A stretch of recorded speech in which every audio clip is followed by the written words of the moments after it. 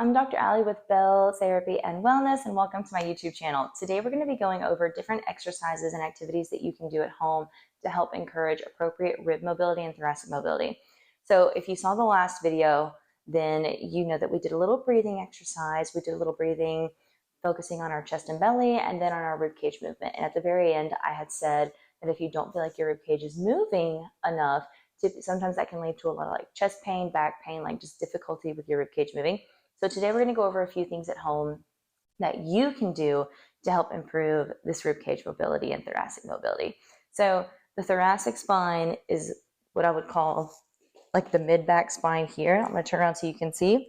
And then if you know basic anatomy, you know your ribs articulate coming out from your thoracic spine. So the reason why I will say thoracic and spine mobility is because the two are interlinked. The two are connected. They share muscles, they share fascia, they share ligaments and tendons. There's just a lot of interlocking between them. So we're just going to address them both. One of my favorite tools that I use for clients and for myself to help with rib or like paraspinal, tension and pain is my Chirp Wheel. No, this is not sponsored by them.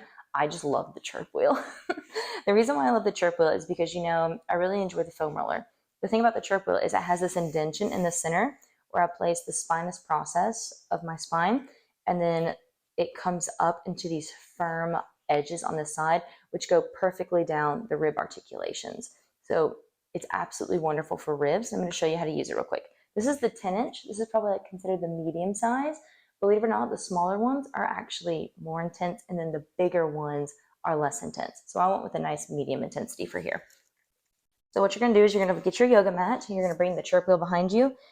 You want to think about your spine, the middle of your spine, those pointy parts of your spine that stick out, and you want to line those up into the indentation. And then I always aim for mid-back, and I'll kind of start here, just leaning back against it to feel how my back is feeling for the day. You could do something as simple as this, just leaning back against it, supporting your head and neck, and then focusing on the breathing. You could make this more challenging, and I would lift up. I would start below, like lower, with the wheel lower on my back, like below my bra strap. Inhale, and then exhale, rolling up. This is really tender today. Inhale, coming down. Oh goodness. And then exhale, coming back up. If you can't fully support yourself being up like that, you can simply sit the bottom down, inhale at the top, exhale, leaning back, roll up. My torso is too short to really go up too much farther. Lean back. Vice versa, you can also roll down, inhale at the top, lean back, kind of like you would on a foam roller. Come back up, scoot down a little more. So you could do this really there's no like definite or magic amount of time or how many reps. What I would do is just focus on the breaths. So do a couple of breaths in one part of your back and then move around, really play with the movement on it. And that's going to show you where your tight spots or where you're tender or tense or where you just can't get any more movement from the chirp. So this is a Chirp Wheel. I really enjoy it, especially for the thoracic spine and the ribs. That's option number 1. Option number 2. We're going to start with an option 2A, and then we're going to go into a 2B. So 2A, so last time we did those breathing exercises with your hands around your rib cage, and I think that's a great place to start. So start there. Even just practicing chest breathing, like really focusing on filling the chest and feeling the expansion, and then how it all depresses when you exhale. That is a fantastic place to start. So you can start seated or you can start laying down like in the last video. This is where I would tell you go back to that video and actually go through putting your hands on either side of your rib cage and really tune in and focus on how much your hands are actually moving. What side is moving more than the other? And if you find that there's like your right side is not moving as well as your left, really focus on sending breath into that right side. You can breathe into areas of your body.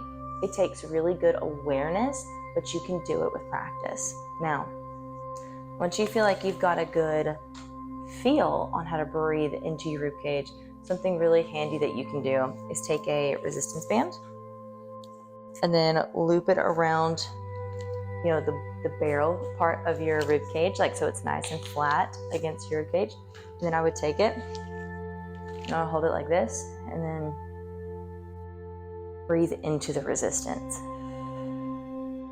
I love this one. It's simple, but yet I feel like that resistance fighting into your rib cage just gives you an amazing amount of feedback.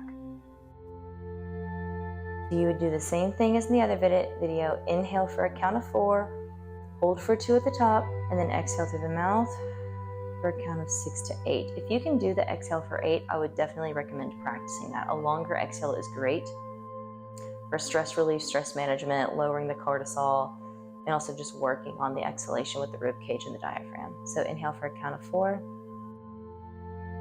hold for 2, exhale for 8.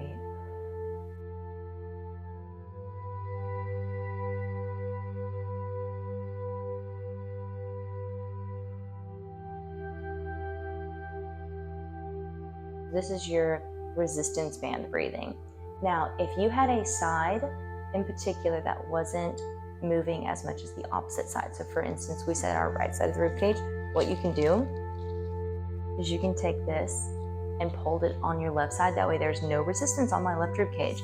It's all over here, which is mostly for feedback, not actually for resistance, but this is for feedback. You can focus on breathing in that inhale into that right rib cage and really focus on pushing into that resistance band. And then on the exhale, you should feel it depress pretty easily. This is really good targeted side breathing. If you think about targeted side breathing, you can't just breathe into one lung and, not breathe into the other. But this really helps bring more awareness into your body, into your muscles, into your brain about where you want to focus on the movement. So this is what I would call a targeted side resistance band breath exercise. And those are probably the top 3, 4, if you count the one side being a separate exercise, top 4 things that I do to help encourage rib mobility and good breath expansion into the rib cage and thoracic spine. And for your diaphragm muscle, that is extremely important. So I hope you found this video useful. Please give some of these a try. If you have questions, please drop them down below into the comment section. Give this video a like, share it with a friend if you know somebody who's struggling with mid-back pain or chest pain whenever they breathe. And then subscribe if you want to see more videos like this. My name is Allie, and I hope to see you next time. Have a wonderful day.